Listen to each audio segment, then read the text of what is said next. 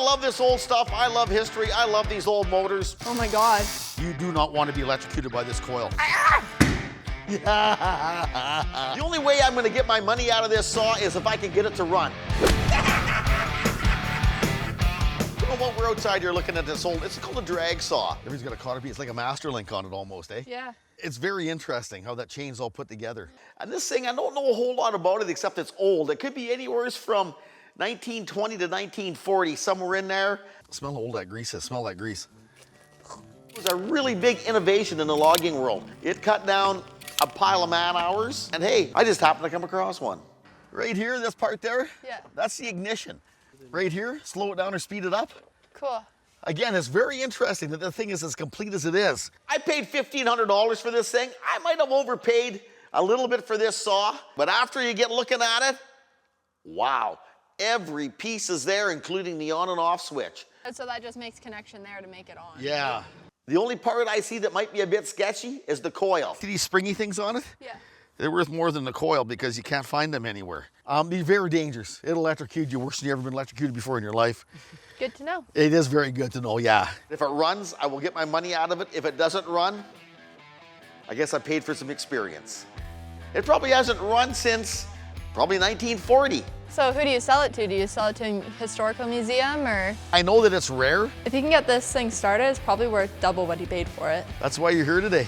Give me a hand, some slave labor. Well, our first problem is that this thing's really heavy and I'm not really strong enough to help Avery lift it, so we're gonna have to try to jerry-rig something to get this back onto the skid steer. Yeah! Can you imagine packing that through the bush to go cut a tree down? You wouldn't cut a tree down, actually. The tree is already cut down.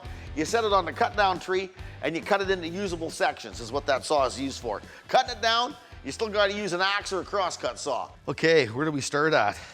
Are we taking this off? Or I don't know. I think you should almost leave it on here. Slide your side over a little bit, pull it. The first step on this thing is just to take a look at it. And the biggest thing is, this thing needs some lubrication in it.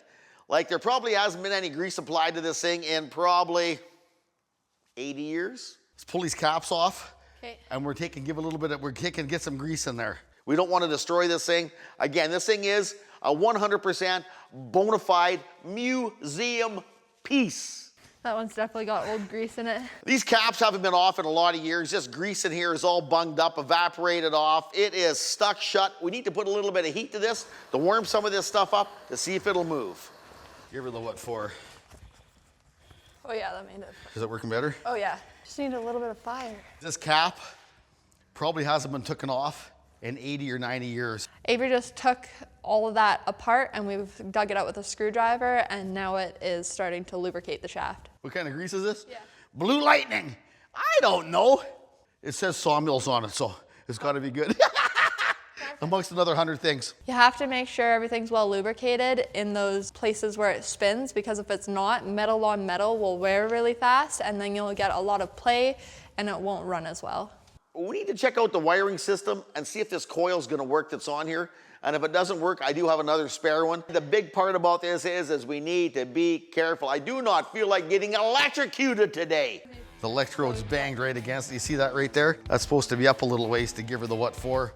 Probably so nobody tries starting it and killing themselves. This is a champion plug. Yeah, this is made in Canada. But they come apart. You see that right there? Yeah, that's what I was pull them just apart. looking at. You can pull them apart and fix them. But we'll give her a little bit of gap here. This is a little camera thing. This is neat. I bought this off my buddy. What is this from? I don't know. Doctor's office? I don't know. I do believe there's some dirt under my fingernails. Yeah. Look at that. Well, look how bad that looks. It does. You're gonna die! He definitely doesn't want to get shocked, and it's kind of concerning watching him and how scared he is. Put your little finger in there. Not too far in there. Just put your thumb over it. But I hope that we get this thing running without anybody getting electrocuted. This thing's kind of scary. It is very frightening, actually. Push it over and it starts to go and the chain starts to move. You just don't want to accidentally have your hand there. Back when men were men and they weren't scared to die. I do have respect for that coil box. I've been electrocuted twice by one. I'm good. There's no continuity going on in there. No continuity at all, hey? Big boy battery. Leave a message in the comment to tell me what you think Avery's gonna smell like after he electrocutes himself. If you say bacon, you could be right. I have a problem. Nothing wants to fit on anything. Nothing's cleaned up. I got an issue, but we'll get her and we'll make it happen. I gotta think about this for a minute. The original style coil box, she ain't making any power. But I do happen to have a brand new one I got off of a guy for another motor that I have. You do not want to be electrocuted by this coil. There's being electrocuted, and then there's being electrocuted. And I'm telling you, man. The word sketchy doesn't even comply with the word. It gives sketchy a new word. Our switch here's a little bit rickety. Yeah. I'm trying to get the spark plug wire screwed in there with a screw. It's full of solder. It got more problems than a hippopotamus. It's just problem after problem after problem. And I know that if I don't pay attention, I'm going to get electrocuted, and I don't want to get electrocuted. I just want to hear this thing fire. A little bit rickety. Yeah. Oh my God. Did it actually just get you? Yeah, but it's nothing. Sometimes Avery can cut corners, and that worries me a little bit, but we'll see how this goes. Oh my God. You get wells with that.